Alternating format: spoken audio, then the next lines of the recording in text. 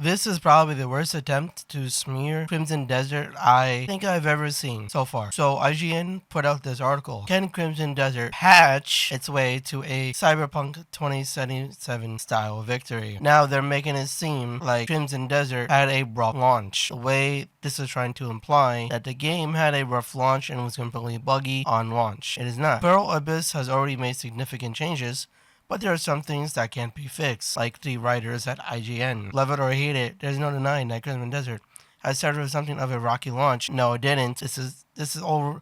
Literally, the first sentence is completely wrong. It did not suffer from a rocky launch. I don't know what reality this writer is living in, but that's not even true. Its vast open world, full of opportunity and flexible inventive systems, is impressive, but its awkward controls, debatable, punishing difficulty spikes, get good. Have you tried upgrading your gear or doing any of the quests or learning how to play the game? And baffled approach to inventory management bursts a bubble of immense hype that had been built over years, resulting in mixed Steam reviews. When was this written? Resulting in mixed reviews? I don't think so. I mean, let me just mixed reviews. Let's just go ahead and quickly debunk that. And yeah, that seems like mixed reviews to me. Total reviews in all language, 54,000. Mostly positive, and English reviews is very positive. So I don't know where this narrative, where they're getting that it is a mixed reviewed game on Steam when it is not, and an equally mixed critical reception. But there's also no denying developer Pearl Abyss dedication to making things right. Again, this is trying to make it seem as if Crimson Desert had a rough launch. It's clearly obviously rage bait, but its response to player feedback has been extraordinary, delivering some of the most extensive initial patchwork. Okay, first off, the quote-unquote patchwork that they're trying to imply that the quote-unquote patchwork is to fix, like, game-breaking bugs. So far, I have not encountered any game-breaking bugs at all within my time playing the game, of the time that I played. Now, we've seen this generation within days of launch. It's unclear if the development team has had to break their backs to do this, but the work has already paid dividends. It doesn't make any sense. User reviews on Steam have shifted into very positive territory. First off, it was already very positive before this article even, existed. When this is delusional. And the company's stock price, which plummeted in the wake of uneven critic scores, has begun to bounce back. All this and underway, it's the sort of thing that's just a Pearl Abyss didn't just chuck Crimson Desert into the world unfinished. The game is basically finished. I mean, to be fair, the story is kind of whatever. It's kind of like BDO story. As beta testers for some kind of stealth early access launch, nobody scrambles this hard unless it's an emergency, assuming that's true. It would also mean that Pearl Abyss didn't see the glaring issues in Crimson Desert's design, be that a result of poor internal testing, naive designers, or simply not seeing the wood for the trees. What is up with these analogies? Now it has an army of testers, 3 million strong. Many issues can be identified and fixed, but can everything be fixed? Are these initial successful patches the groundwork for a comeback story akin to Cyberpunk 2077? I'm not so sure, because Crimson Desert suffers from much deeper issues than only extensive genetic modification. What? Not betas just can fix. What? This writing makes no sense. That's not to say patches can't do any heavy lifting.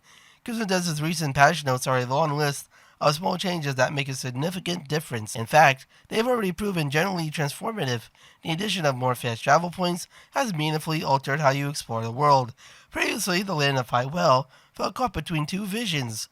Locations had to be traveled to manually in real time, like every other open world game. Wow! Suggested an approach similar to Dragon's Dogma or Grand Theft Auto, games in which the journey is a key part of the experience, and any kind of teleportation is achieved through in-world methods, like hailing a taxi. But there was also a scattering of oddly placed fast travel points, which pointed to something more like Elden Ring, in which warping between discovered locations is part of the world's fundamental fabric. The newly added fast travel points, particularly the ones in your base camp and Hernandez Castle Crown City, bring the play space more in line with typical world convention, allowing you to skip mundane trips to and from repeatedly visited locations. That new base camp fast travel point links to the next small big but big change, a storage box. It's somewhat unbelievable that a game so reliant on grinding crafting materials didn't have one in the first place, because it's not really a crafting type of game, but there's now a chest at your camp that you can dump all your surplus ore, timber, and butchered animals into, rather than constantly carry them on your person. Your personal inventory fills up incredibly quickly, even after you've significantly expanded it. So being able to warp back to camp, drop stuff off, and then get back to your adventure without a ton of walking involved is a significant upgrade to your quality of life. If you already like Crimson Desert approach, I think there's a genuine possibility that it could be a contender for your Game of the Year by the summer. As far as box also helps with bosses. While the worst offenders have been nerfed, bosses still represent natural difficulty spikes and must be prepared for, just like every other game does exactly like this. Improved inventory management means it's easier to keep up with the demands of the crafting system. It's not a burden to grab that ore that you just saw, because you no longer have to spend 5 minutes working out what's worth sacrificing from your unfit-for-purpose backpack. Combine that with the fact that you now don't need to cook up 1,000 bowls of soup to get through Kirush the Slayer, and the need to put everything on hold to grind out of a boss is reduced. The total result of all these small tweaks and that Crimson Desert now has more momentum, you get into the good stuff faster. And with a substantial change like that delivered in just a few days, it's understandable if the idea of Crimson Desert seeing something of a cyberpunk style reappraisal within a matter of weeks does cross your mind. If you're like Crimson Desert's unique friction heavy approach and had been pushing through its flaws, I think there's a genuine possibility that it could be a contender for your Game of the Year by December, if it isn't already. But if you're more like me who is intrigued by Crimson Desert but has struggled to connect with it, then I think the outlook is gloomier.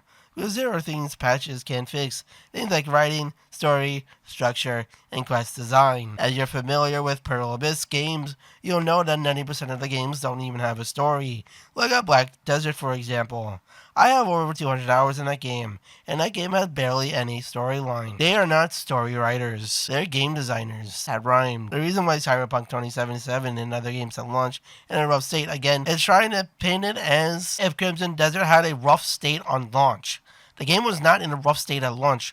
The game was fully complete on launch day. It didn't need any updates to fix any major game breaking bugs. It just did some some nerfs and shit. It's whatever. It's not means that it had a rough launch. No Man's Sky and Outcast Pathfinder and Warhammer 40k were able to turn things around. Was that their problems could be tackled by building upon already good design fundamentals. From day one, Cyberpunk 2077 again, because Cyberpunk 2077 is a story-driven game. That game is supposed to be a story game. It is like a story. The whole point of Cyberpunk is that it is a story game, like GTA. Crimson Desert is not a story game. It's a fantasy action RPG. Its initial issues were predominantly rooted in tech and performance, and the later 2.0 overhaul was focused on RPG production and character skills rather than the game's campaign bedrock. Crimson Desert, on the other hand, has pretty poor quest design, because this basically was meant to be a MMO like BDO, and campaign structure only worsened by paper-thin characters and writing that's either dull or very coherent. In a sense, Crimson Desert is more akin to Starfield. No, it's more akin to Black Desert Online, not Starfield. Starfield is an entirely different genre of game. Which is incidentally getting its own major update in a matter of days. Bethesda boss Todd Howard has already warned not to expect a 2.0 upgrade. What does that have to do with anything? Convert skeptics into believers, and that's at least in part due to the fact that it requires substantial change to both the campaign and game structure to meet those expectations. Bethesda is instead focused on quality of life improvements and extra story content, rather than overhauling the series of uninteresting missions that make up its original campaign. Showing just how rare a turnaround of this kind is when it comes to a single-player game. Fixing that kind of issue isn't a case of patches or updates. It demands a Final Fantasy XIV grade redesign, a thing that surely will never happen. What do you mean it'll never happen? Crimson Desert is already finished. It's basically a finished product already. Why is Crimson Desert approach to story and questing such a problem? Because it was originally designed to be an MMORPG. It was designed that way, and at the last minute, I guess, they decided to change their minds and made it a single-player RPG. That is why the question is like Black Desert Online. Again, the most ardent fans' typical rebuttal to this issue is not to claim that these aspects are actually good, but that it doesn't matter that they're bad. Games like Elden Ring and The Legend of Zelda, Breath of the Wild also lack compelling stories, they say, and yet they were not criticized for it, because they are good games. Regardless of whether you agree with that and or the record, I don't. It's not so much about the quality of the tale, but the way it's integrated into the game. You know, Crimson Desert's more accomplished facets. You have to dedicate hours to mediocrity. It's almost like you have to play a game. It's like, what? Mediocrity? How is it mediocrity? This writer's just throwing random buzzwords into the article just to piss you off. And Elden Ring and the modern Zelda games, story is the framing device that contextualizes your journey through their worlds. Become Elden Lord and uncover the secrets of the Shatter and rescue Zelda and defeat Ganon. Beyond that, they have limited impact on the way you play. M-dash. In Elden Ring, you're only barely following a plot. But in Crimson Desert, story quests are the fundamental backbone of what you do. It is your guiding path through the game. Your main objective to complete cutscenes, conversations, and plot driven quests are all frequent, mandatory parts of the experience, akin to a game like Red Dead Redemption. Again, a completely different game. These quests drive forward your progress and dictate what you can do, and when you can stray from the beaten path if you explore the world of your own volition. A great deal of the wonderful locations you discover are nothing more than set dressing until you actually reach the quests that make use of them. And while there is a large number of very cool things you can do independent of the main quest, it never really amounts to a genuine sandbox experience like Valheim, because it never claimed to be a sandbox experience like Valheim. The game is an MMO game. It's not a sandbox like Valheim. It never marketed itself as that. But the entire point is to live life within this digital world. Everything you do ultimately flows back into the main quest and just, even if you enjoy the grind of upgrading your weapons and gear, it's essentially all in aid of defeating the campaign's toughest challenges. Yes, that is literally the whole point of a Souls-like. All this means the campaign is far from optional, and thus the quality of its components is not so much a thorn in Crimson Desert side, but a broadsword lodged in its spine. What? You have to endure truly terrible writing, contextualist objectives, repetitive quests, and rote plot points. What is this?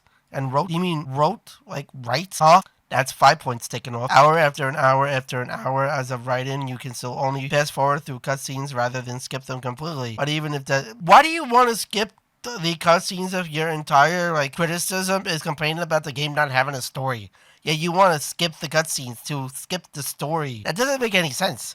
But even if that's patched, it doesn't push the worst part of the experience to the periphery. You still have to engage with all of it to progress your journey through the world. Exploration alone is not enough. No amount of traditional passion is going to make Cliff's journey interesting. And no traditional update can wrench the campaign out of Crimson Desert. Unlike Cyberpunk 2077, like a completely different game and genre, which is a story game. These issues aren't rooted in performance or glitches, but the core creative choices set in stone years prior as such. Addressing them would require ripping out and replacing great chunks of the game's skeleton, rather than patching up a series of minor surgeries. As regardless of the many improvements, Pearl Boost is sure to make extensive fixes. It can repair the fundamental structure that has seen many players and professional critics pen conflicted or even negative reviews, because to unlock Crimson Desert's more accomplished facets, you simply have to dedicate hours to mediocrity. In other words, you want the game to hand you stuff and hand feed you content without having to do anything, because you don't play video games. You're complaining about having to dedicate time to a video game to unlock more stuff in the video game. That is ridiculous. That is a ridiculous criticism and complaint. To complain about having to play a game to unlock more of the game's content. That is a ridiculous criticism. That is actually stupid. If you jump into the Crimson Desert's huge open world, we recommend you take a look at our guide. The things to do first. No one cares about your guides. Okay, so I can just assume this entire article is just fucking clickbait. It is clickbait garbage. It is clickbait IGN slop. This is purely slop. This entire article is just a trying to defame Crimson Desert, trying to make it imply that it had a rough launch. When it did not have a rough launch. That is completely devoid from fucking reality as a whole. So I hope you guys have enjoyed today's video, and I'll see you guys in the next one.